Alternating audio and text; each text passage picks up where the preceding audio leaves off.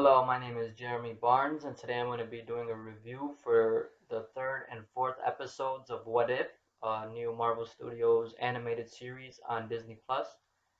So, episode 3 was called What If the World Lost Its Mightiest Heroes? And that one focuses on Fury's Big Week, which is a main part of the MCU in Phase 1, where Iron Man 2, The Incredible Hulk, and Thor, and then the ending of Captain America, the First Avenger, all happen within the same week. So that's why Nick Fury bounces around to all of those movies. And it's kind of when the Avengers start to really form. But in this version of events and What If, it's what if they never formed in the first place? And it's because somebody is slowly taking them out one by one, and that's kind of the whole premise. And the way that it is executed is like a murder mystery. So the whole time you're trying to guess or figure out who is doing this, who's killing everybody. Um, and for me at least, it was not like super easy. At the end, maybe you could have kind of figured it out. It would have been like either one of two people, and the one that it ended up being made more sense for the story. But my first guess was actually the opposite person. It was not the person it actually was, and I'm not going to tell you because that would kind of spoil the fun of the episode. But out of all episodes that I've seen so far, 1 through 4, episode 3 is actually probably my least favorite, and it's mostly because of the pacing. Like it's just a really slow burn compared to the other episodes, which really kind of gets you into the action right away. But the slow burn is necessary for the type of story they're telling, with it being a murder mystery. You kind of gotta like they gotta give you a few details at a time, and it goes by slowly. And it kind of goes through all of those movies that are part of Fury's Big Week from the movies. So it kind of feels like a amalgamation of all of those things, um, which for some people might be like, I don't know, like it's not that interesting because it's a lot of stuff that we've seen already. The cool thing is that it does show us sides of it that we haven't seen. Like it shows Nick Fury actually being at that site where Thor's hammer was in the first Thor movie, which he actually wasn't in until the post-credit scene of that movie. So that's a new side that we didn't see before. And we find out in this episode, I'm not sure if it's necessarily true also for the sacred timeline, but Natasha Romanoff actually already met Betty Ross before the events of the Incredible Hulk when they were trying to search for Bruce Banner, which we did find out about, I think, either in that movie or in the Avengers, the first movie of the Avengers. Um, and I knew that Natasha Romanoff, Black Widow, met Samuel Stearns, the doctor who mass produced Bruce's blood in that movie in the Incredible Hulk.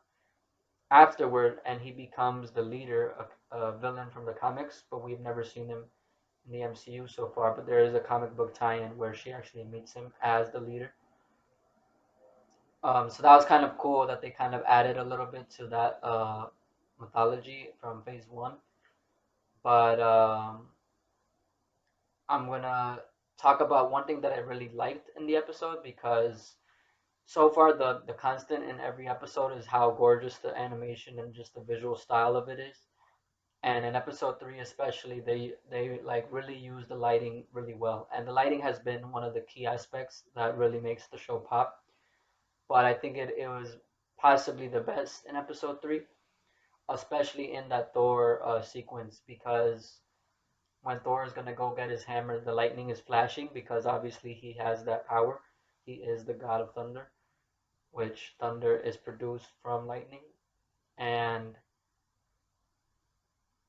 I'm gonna spoil this part because it's not really a spoiler, but Thor dies because of Hawkeye's bow. Like in the movie, he had his bow drawn and he was ready to shoot him, but obviously he didn't because Coulson told him not to.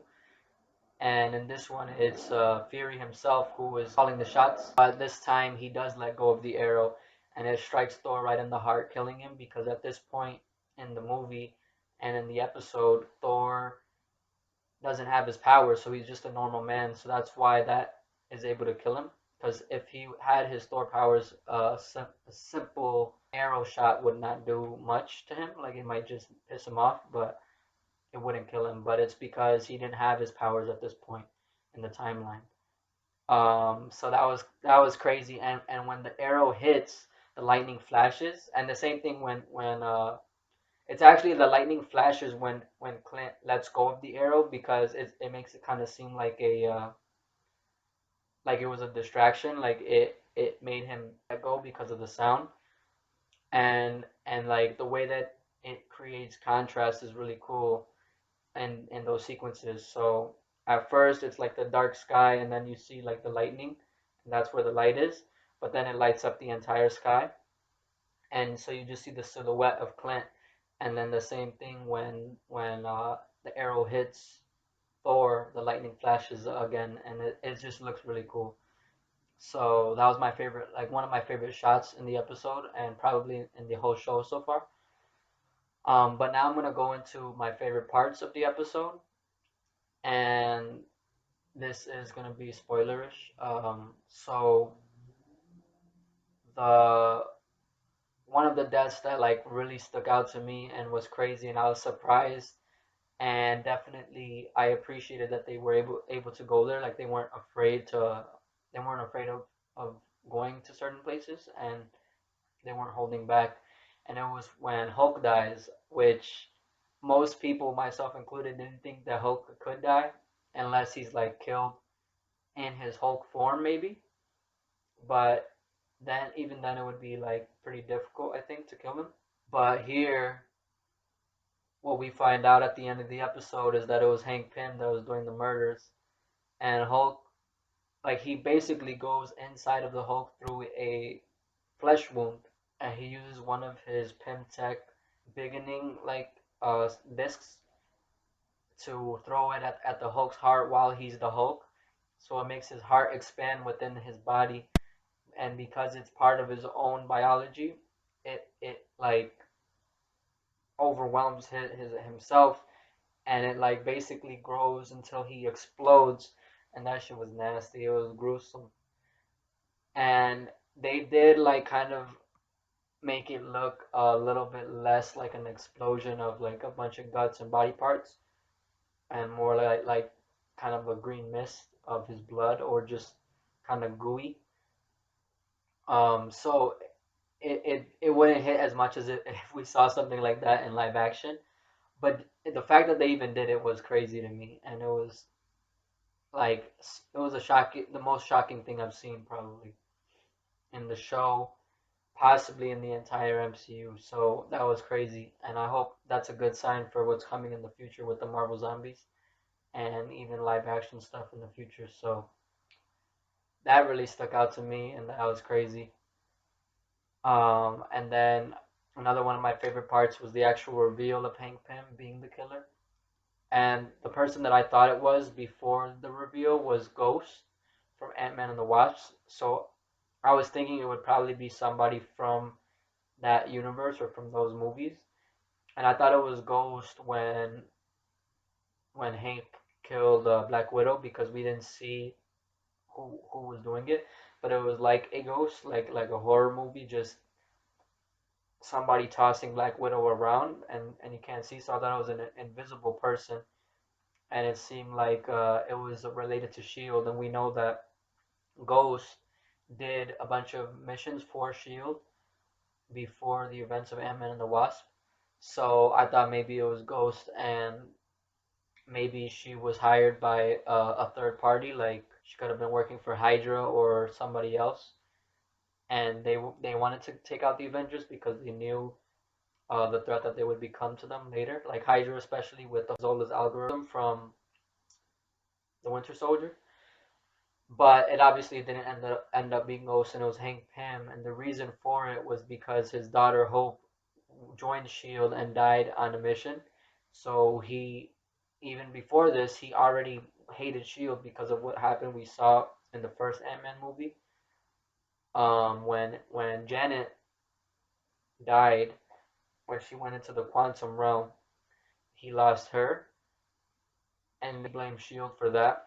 And then now that his daughter Hope joined Shield and then also died, it was just too much for him. So he wanted to take it out on the person who was forming this group of individuals, and that was Nick Fury. So he was killing all of his people and making him watch so that he suffers, like how Hank feels he suffered. And that was just a fascinating and very believable story for the MCU and Hank Pym. And I also really like how in this version of him they gave him the Yellow Jacket armor or suit, and it's because in the comics Yellow Jacket was never somebody named Darren Cross. It was always Hank Pym, and he did wear it when he was a little bit more of a darker character because there was a point in the comics where I think he was like an alcoholic or something, and he actually physically abused Janet, his wife, um, with physical violence. So since this was a darker version of the MCU version, it was cool that they gave him that persona, and the design of it was really cool. I still think I prefer the MCU Darren Cross Yellow Jacket design, but the Hank Pym one also looked pretty cool, and it was different, so that was cool. And then another favorite part was after they defeated Hank Pym, Nick Fury actually teaming up with Loki. Loki decides like, oh, Earth is defenseless, so he takes advantage of that and he becomes the ruler of Earth, and basically it unites humanity unites under his rule. But it's crazy because it's like we really would have needed the Avengers for anybody to have a chance of stopping Loki. And then I also liked the very ending where it didn't end on that sour note because the whole episode was pretty uh, dim in terms of like tone. So they ended it on a more positive note, which was kind of the opposite of the second episode, which was a really good and positive episode where things actually seemed a lot better than the Sacred Timeline. But then it ended it on a bit of a down note where Ego and Peter Quill, seemed like they would destroy the world. But here it was Fury going to the last Avenger that didn't die and that we didn't see in the episode, which was of course Captain America, Steve Rogers. And I really liked how when Fury he like takes off the ice from the shield to reveal it, and he says, "Welcome back, Captain." But then he turns and we actually see Captain Marvel. So there's two captains. It's gonna be a co-captain Avengers team, and the lineup that I think would be added to that team to take on Loki after the fact is probably War Machine because at this point Rhodey already got Iron Man's armor, and from Iron Man 2 because the episode starts off when the night or the morning after Tony's big party from Iron Man 2, and that's when Rhodey took the suit because he beat Tony up and flew off with it. So the War Machine armor would be built by this point. It probably wouldn't function as well as it would have if Tony didn't die because he wasn't able to improve it, but it might be enough to at least stand a bit of a chance with everybody else to fight Loki. And then at the point of the episode, which is like around the same time I'm assuming as the Avengers movie, some of these other characters probably wouldn't have joined the fight yet, but eventually if everybody was able to take out Loki, then the people that would be added to the Avengers in this universe would probably be Falcon because he still had the wings and Captain America's still alive, so they would probably still team up. And then possibly Scarlet Witch and Quicksilver because they probably still exist somewhere. I don't know if Ultron would have ever been formed because in the MCU, Ultron was created by Tony, but it could be possible that, like in the comics, Hank Pym actually creates Ultron in this universe. Like maybe he escapes from prison, or well, actually, the Asgardians are the one that take him, so they might have just executed him. But who knows? If they don't execute him, then maybe he could have escaped Asgard and gone back to Earth, and created Ultron. But just like Falcon, the Winter Soldier would probably return in a similar situation as that movie. and Bucky Barnes would probably turn over to the good side just like he does in the Sacred Timeline. So he could also join the team, and then Spider-Man as well. He would It would be definitely very different, and I actually think that would be really cool to see if instead of Tony being his mentor, Steve Rogers is, because Spider-Man and Captain America I think are more in line with their ideals than Spider-Man and Iron Man. So that would be a really cool alternate take of events where instead of Tony Stark being his mentor, Steve Rogers is. And then T'Challa might also join the fight. Like, I don't think Civil War would ever happen because Tony's gone. So he wouldn't join probably in the same way exactly as T'Challa does in the Sacred Timeline. But maybe there's something else that brings him and Wakanda to the Avengers. And then the last person that would probably join the team is Doctor Strange at some point. I'm sure his story probably would happen the exact same way it does in the Sacred Timeline, and he would just eventually join the fight with them if Thanos is still a threat, which I'm assuming he is because he's still. Well, actually, maybe not. Loki might have never even interacted with Thanos in this timeline, but either way, Thanos is probably still doing his own thing out there somewhere, so he probably still would come into the fray at some point.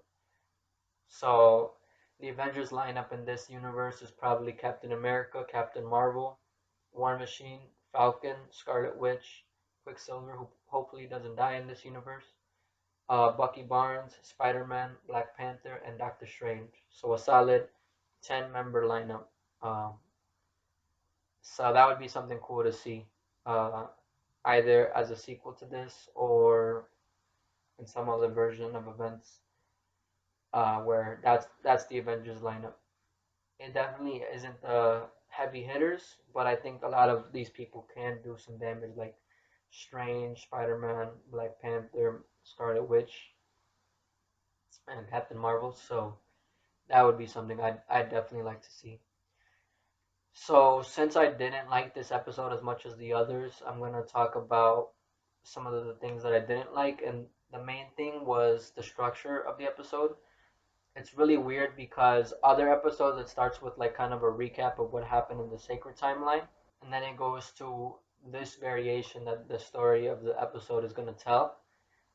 But for some reason, episode 3 starts off with Monday, where it shows the first event of the episode, but then it goes into the sacred timeline recap, which was really weird because it just doesn't flow that like as well. Like they should have done how they did it in the previous episodes where it's the recap and then they're like but in this timeline this happens and then just tell the whole story, but instead they started with Monday because they go by days. It's Monday through Friday.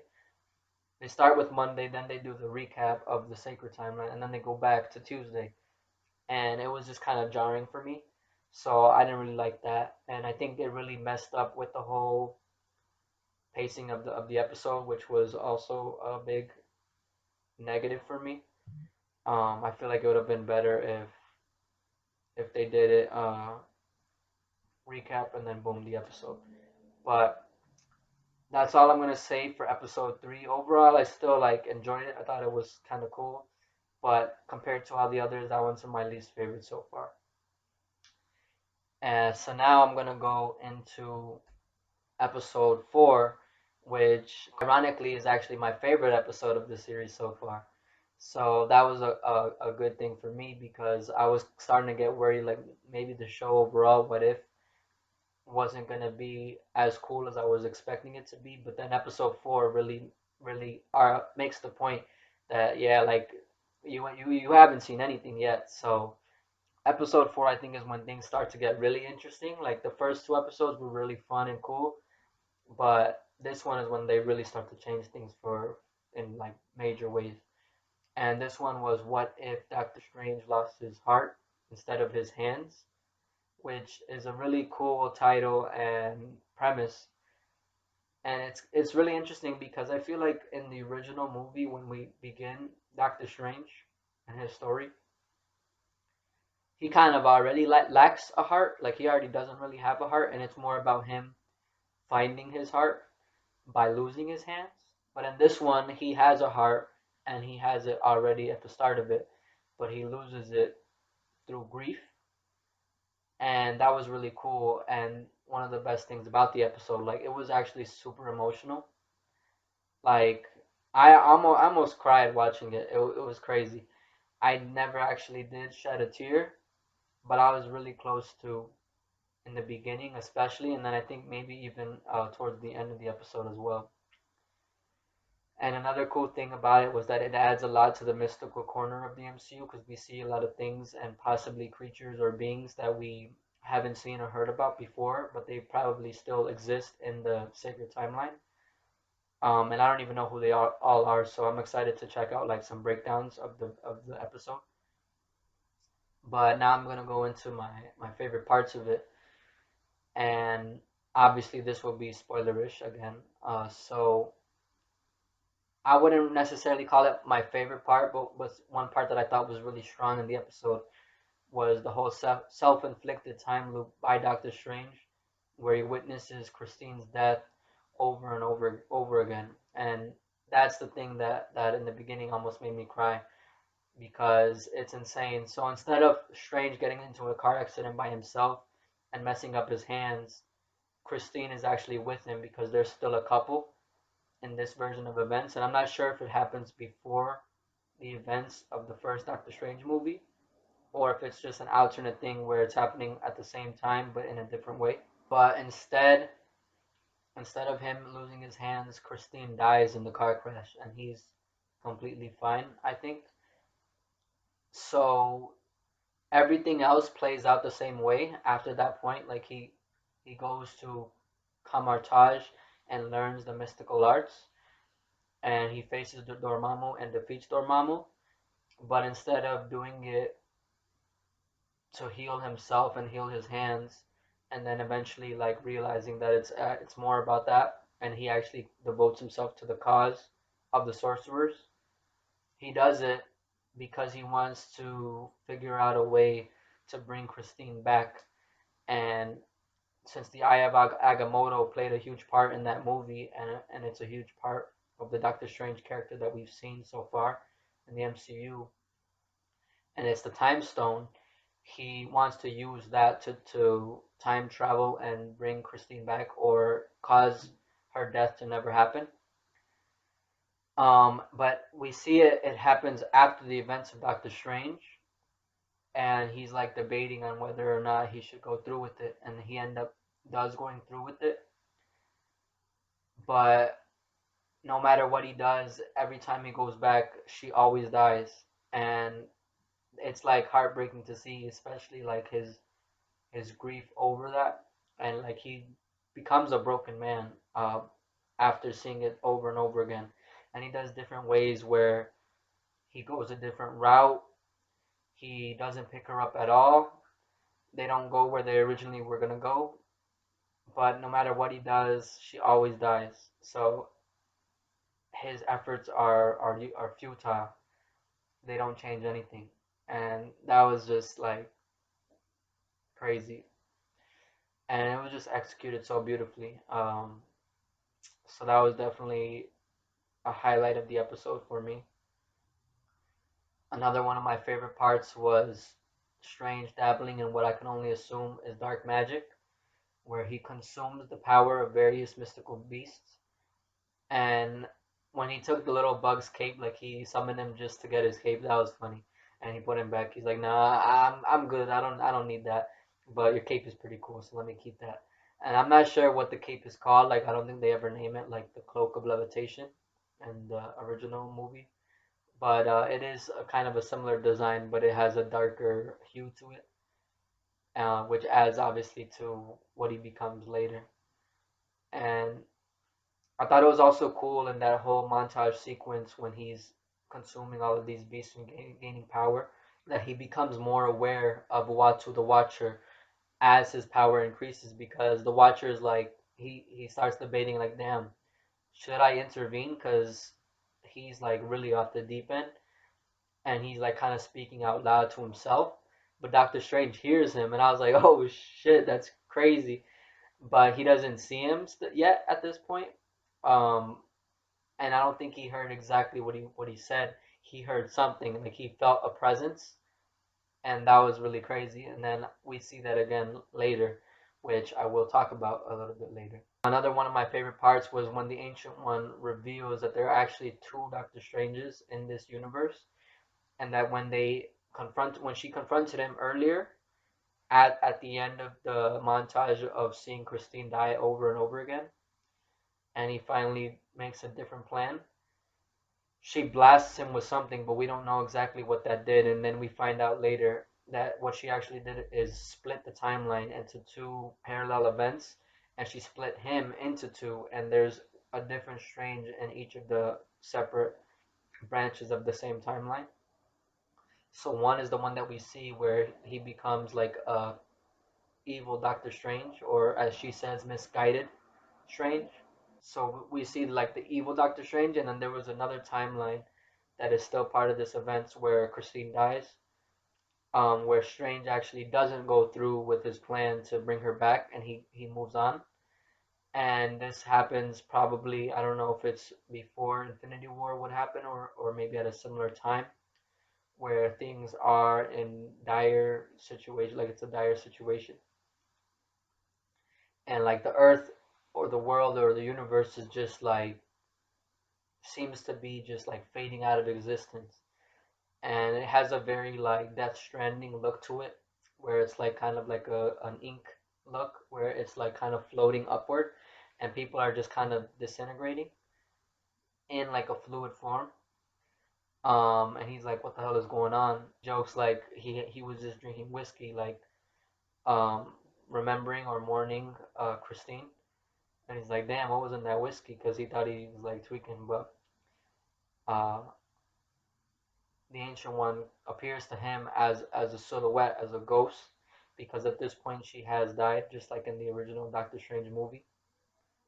And she tells him, but then we see that the evil Doctor Strange actually summons the good one because Obeng, sorcerer that he meets in the hidden library of Cagliostro, he's finally dying, and he tells the evil Doctor Strange that there is another version of him, and he's able to summon him.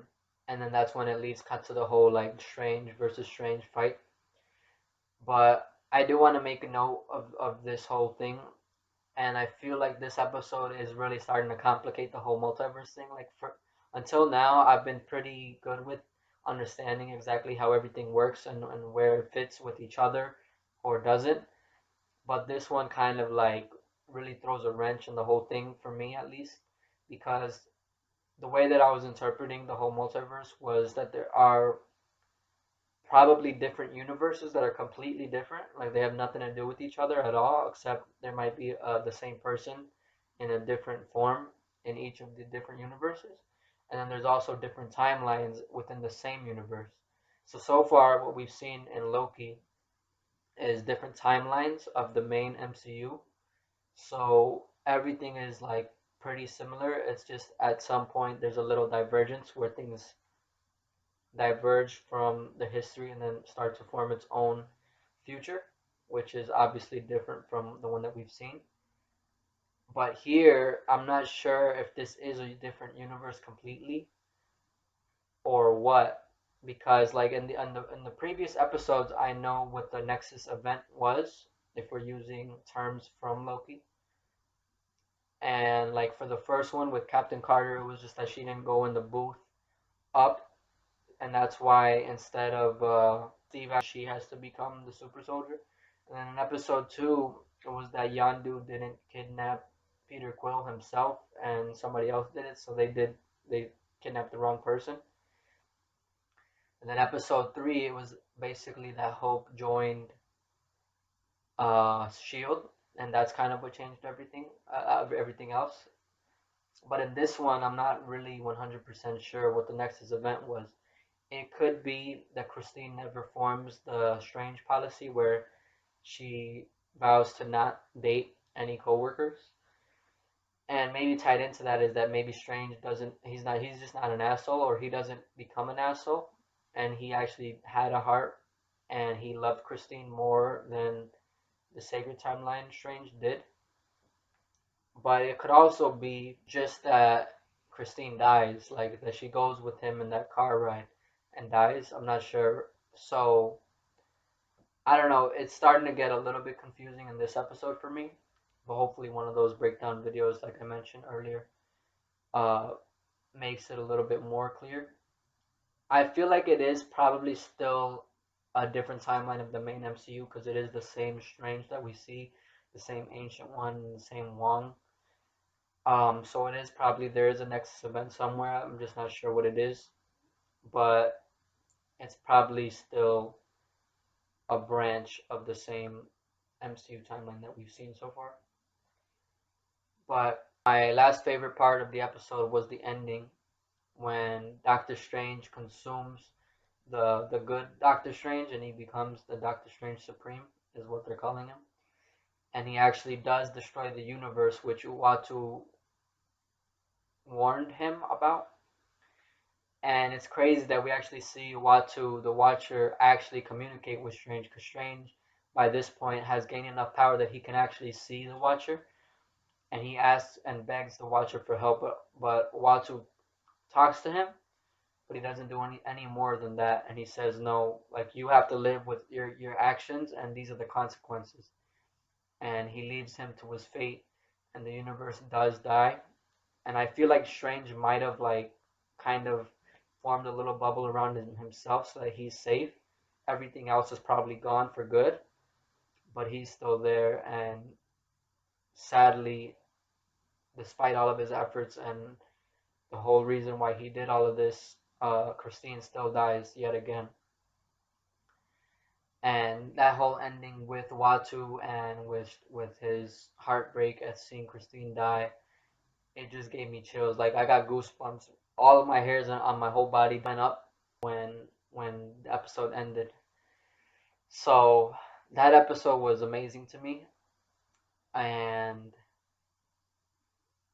I'm hoping that the rest of the episodes are able to at least match the quality of this one, or even surpass it. If it surpasses it, then we're in good hands, man.